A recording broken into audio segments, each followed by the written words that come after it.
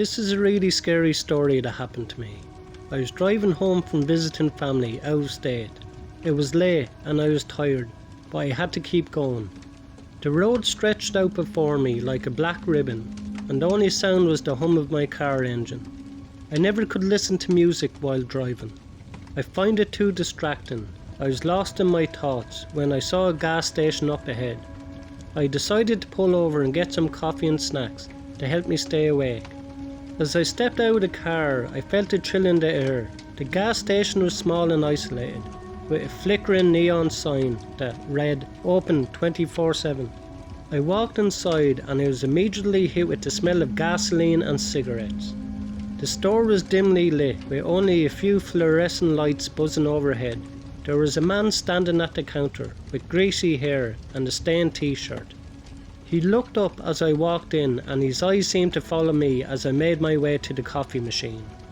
I poured myself a cup, then I grabbed a bag of chips and some beef jerky. I turned to leave, but the man was standing in front of me, blocking my way. "Nice car you got there," he said, leering at me. "Must have cost you a pretty penny." I felt the cold sweat break out on my forehead. This guy was creepy, and I didn't want to stick around to find out what he wanted. "Yeah, it's a rental," I lied, trying to push past him, but he wasn't budging. He was staring at me with a hungry look in his eyes, like a predator, sizing up his prey.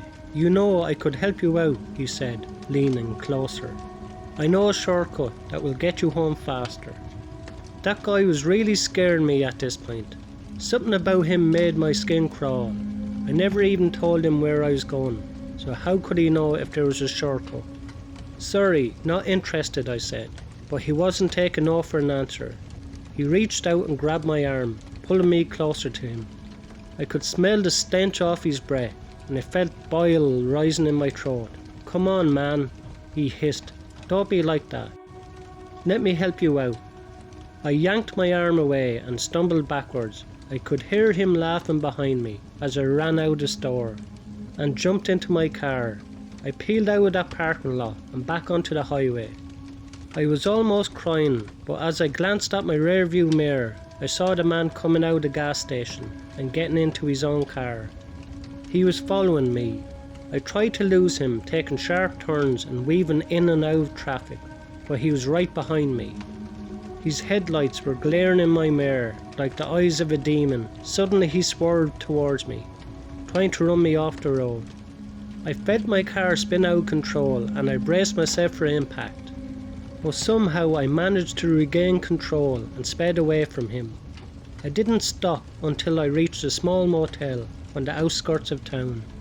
I stumbled into the lobby and begged for a room. I was pretty sure I had lost him.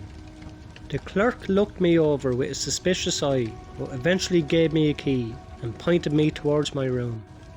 I entered and collapsed on the bed. I don't remember how long I lay there, staring at the ceiling, before I finally fell asleep. But it was a long time. The last time I checked the clock it was 4 o'clock in the morning. I woke up at 6 and I felt even more exhausted. I poked my head out of the room and scanned the area for that car. It was not there. I was relieved and got back into my car and drove the rest of the way home. I never saw that car again, and I never told anyone what happened until now, and I probably never talk about it again.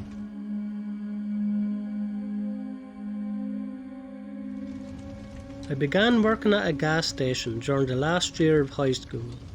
It was my first job because work was hard to find in my area.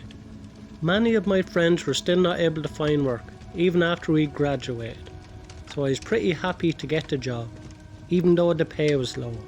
One catch was that I had to work the late shift, not overnight, but I started at 5 p.m. and went until midnight. Usually after that, my boss's son Andre would take over. He didn't mind the overnight shift because he would stay up all night gaming anyway. I'd been working there for a few months and nothing much happened. It was a boring job, but it was also easy. They would give me some basic cleaning work to do, and then I would have to stack the shelves. That would never take me long though, so I would end up reading books on my phone for at least a few hours. Every shift there was a back area at the store where I could hide out if the door opened. Then I would go out and help the customer, otherwise I wouldn't have to stand behind the counter the whole time. There was also a feed from the security cameras back there, so I could keep an eye on the store. One night at around 11 PM, I was sitting in the back reading a book on my phone. It was a quiet night so far, but then I heard the door open. I looked up at the security screen and saw a man walk in. No problem, I thought. I put my phone in my pocket and walked out into the store area. I straight away noticed that the man didn't have a car. He came on foot. That was kind of strange, but not unheard of. The guy was around 25 with blue athletic shorts and a dirty t-shirt that was at least 2 sizes too big. He had a patchy blonde beard and shaggy blonde hair. He walked around aimlessly in the store for 20 excruciating minutes. And then he left. Neither of us said a word to each other during that time. Later that night, Andre came in to take over. I told him about that guy and mentioned how creeped out I was. Andre told me that he knew the guy from high school and said that his name was Craig. He also told me that the guy got pretty heavy into drugs, so Andre didn't talk to him anymore. He had to ask the guy to leave a few times before, but didn't have any problem with him beyond that. Andre was not able to explain why he came to the store at all, because he never tried to steal anything before. He would just come in and walk around. On my next shift, the same thing happened at around 11 PM.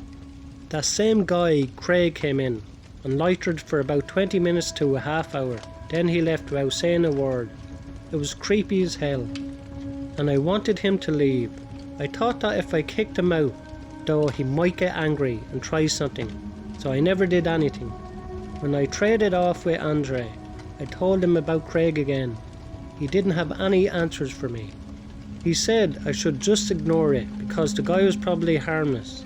On my next shift, however, it was about 11 PM again, and I was expecting a visit from Craig as usual.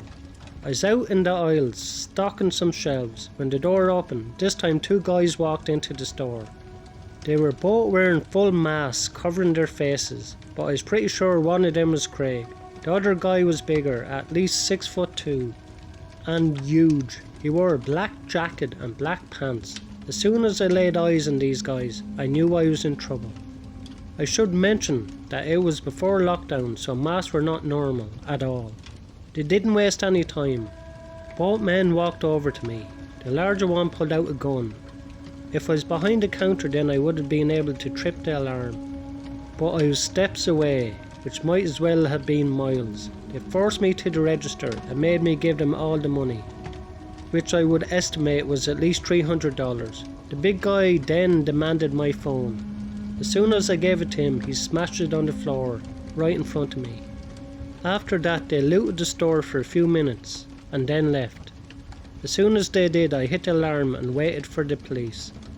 They were there within minutes and told them that I knew one of the robbers.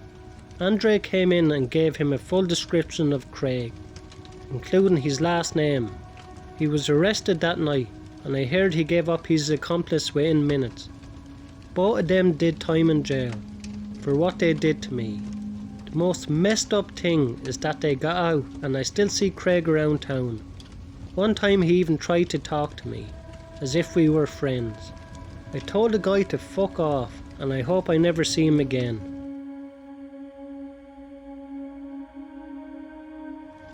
I had been working at a local gas station for a few years at the time.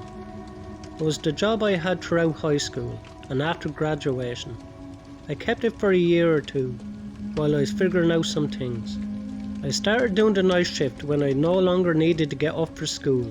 The pay was better, and I also preferred it for some other reasons. The store never got really busy at night. The pumps were automated, and almost everybody paid at the pumps instead of coming in, so it was pretty easy. I was a bit of a night owl anyway. Some would say that I was a video game addict, and they would be right. I was pretty much nocturnal anyway, so the choice to do the night shift was pretty easy. The gas station was on the corner of Requiter Street. There were about 4 pumps out in the front and a pair of dumpsters at the side. I would take the garbage out every morning at the end of my shift, and the garbage truck would come and empty them right after, as I was leaving for the day at 5. It was close to 4 AM and was quite so far. I don't think I saw more than 3 or 4 customers in the 6 hours that I've been on duty. I stood behind the counter staring at my phone. I used this time to do some reading and browse social media. The empty store was silent, apart from a dull hum from the fluorescent lights that hung overhead. I looked up from the screen of my iPhone when a car pulled into the parking lot. It was an older Pontiac with some noticeable dents and a green paint job, with several rust spots. One strange thing was that the headlights were out. It was very dark, and driving around without headlights was downright dangerous. At this time I didn't go to one of the pumps, and I couldn't see where it was parked, thinking it was just somebody turning around. I went back to my phone. Not more than a few minutes later, I heard a loud crash from the side of the building, where the dumpsters are. It sounded like somebody had opened the lid and slammed it against the side of the building. Whoever was in the car must be throwing something out. I thought people do that from time to time. It's not allowed, so I usually go out there and tell them that they can't use the dumpsters. I walked out from behind the counter and out the front door. As I made my way closer, a thrill ran down my spine. Something felt wrong, although I wasn't sure what it was. I decided to proceed with caution. I nervously peeked around the corner and saw the car parked in front of the garbage. A dark figure stood next to the car, but I couldn't make out anything about him. It was too dark. I stood there for several seconds watching, but I couldn't tell what he was doing, although I know he must have been throwing something away. There was just something about this guy that gave me the creeps. I can't explain exactly what it was about him, but for some reason I decided not to make myself known. I quietly crept back into the store and went back to my post behind the counter. A feeling of relief struck me when I saw the car drive out past the pumps. There was not another customer for the rest of my shift, which is only about an hour. Like I said, I take the garbage out every morning before I finish, so I gathered the last few scraps of trash that were in each of the garbage bins throughout the store and packed them into a single large black garbage bag. I flipped the light switch on the other side of the building where the dumpsters were. While I was walking to the dumpster, I remembered that creepy guy from an hour before. Although it didn't occur to me to check what he had thrown out, I realised that I was about to find out. The bright bulbs shone down on the green bins like spotlights, as if they were an exhibit of some kind of strange modern art gallery. I had to squint my eyes as I approached. When I reached the closest bin, I swung open the large lid and it crashed onto the side of the building, causing that familiar noise before. Throwing the bag in, I leaned over and looked inside. What I saw left me in shock. That I dropped the garbage bag on the ground. There was a pile of black garbage bags and at least one of them was dripping with a red liquid. I had seen enough.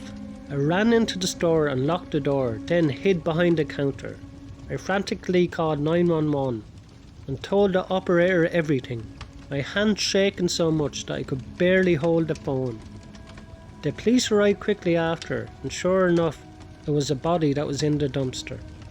I did my best to give them a description of the guy, but like I said, it was so dark without the lights on that I couldn't really tell what he looked like.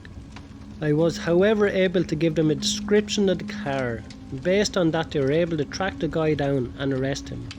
As of this time he's waiting trial for murder, and I'm expected to testify as a witness. I seen some strange things while working the night shift, but this was hands down the craziest. Thanks a million to everyone who likes, subscribe and comment to my videos, I really appreciate it. I will keep making more and hopefully the quality gets better. Thanks a million for all your support. I'm glad you enjoyed the stories.